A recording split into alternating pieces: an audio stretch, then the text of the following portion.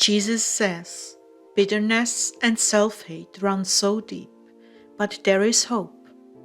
December 17th, 2020, Part 2 of the message from Jesus and Sister Clare, spoken by Jackie.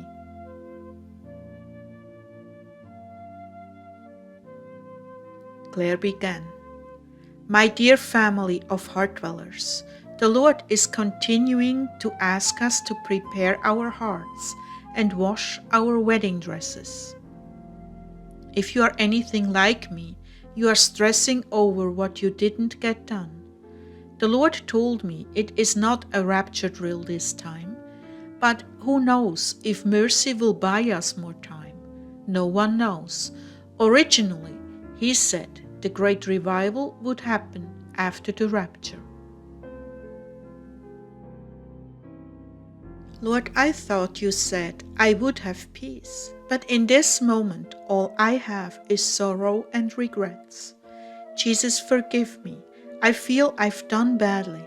I've tripped over my flesh time after time. I had chances to reform, but I was weak when I should have persevered and finished my work.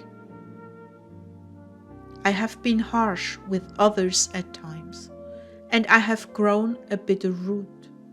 Please take this nasty thing out of me. I'm so sorry for my ingratitude, and I'm so sorry for having scorn and contempt where I should have had respect instead. I hate my sins, Jesus. I hate them.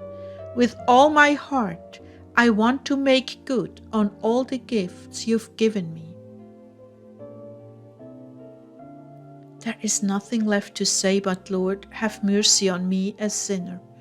I have been guilty of all the sins: pride, greed, lust, envy, gluttony, wrath, and sloth. In spite of your many graces to help me, I have still fallen short.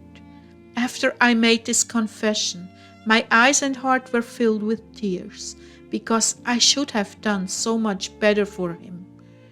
If this rapture is imminent and about to happen, the door to doing better on earth is closing.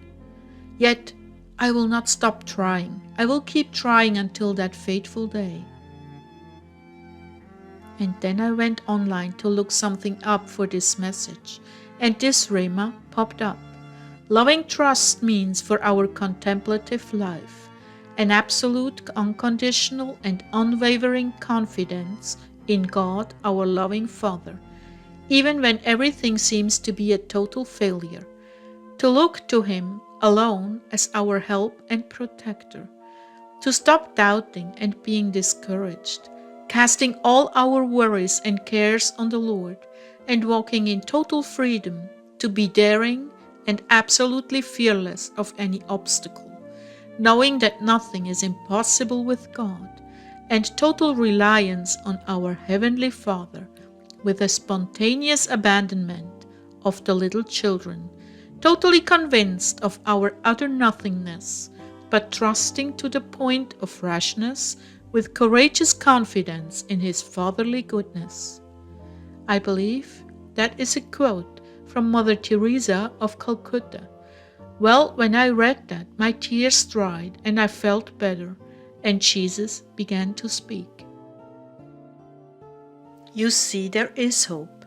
Yes, all things you confessed are true enough, but not even all of them added together in your 75 years begin to approach the limits of my mercy, which is as infinite as my very being.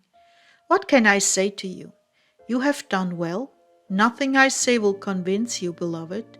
The seeds of bitterness and self-hatred run so deep that only I can do something about it. Do you know that Mother Teresa felt the very same way at the end of her life?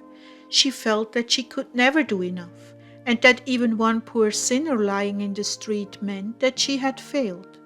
She was so acutely aware of the troubles of the world, the pains of the souls around her, that she would pray, yes, but to know that there will still be others out there broke her heart, and she felt like an abysmal failure. I'm telling you the truth.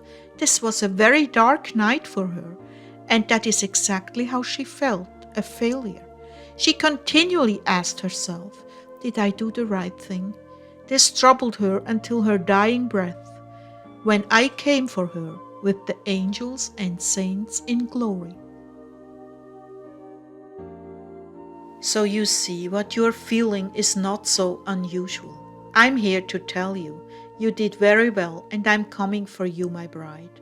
Try not to be so deflated and feeling so very low, lest you discourage others. All fall short in the light of my truth. Not one has attained perfection, except my mother, but in order for her to do that, her lineage had to be meticulously prepared for her. And even then she was given the grace of baptism at conception. Therefore her blood was totally cleansed of any vestige of sin. She did not have the bloodline struggles and curses that most work against. But even if she had, she was so close to the Father that He would have strengthened her and she would have corresponded. Grace is a wonderful help, but without the grace of corresponding to grace, many lose it. Many are victims of the enemy stealing it, because virtue and self-control do not go deep enough. If there is one thing you should teach your children, it is self-control and patience, with a keen understanding of humility and charity. The Lord bless you, dear heart dwellers.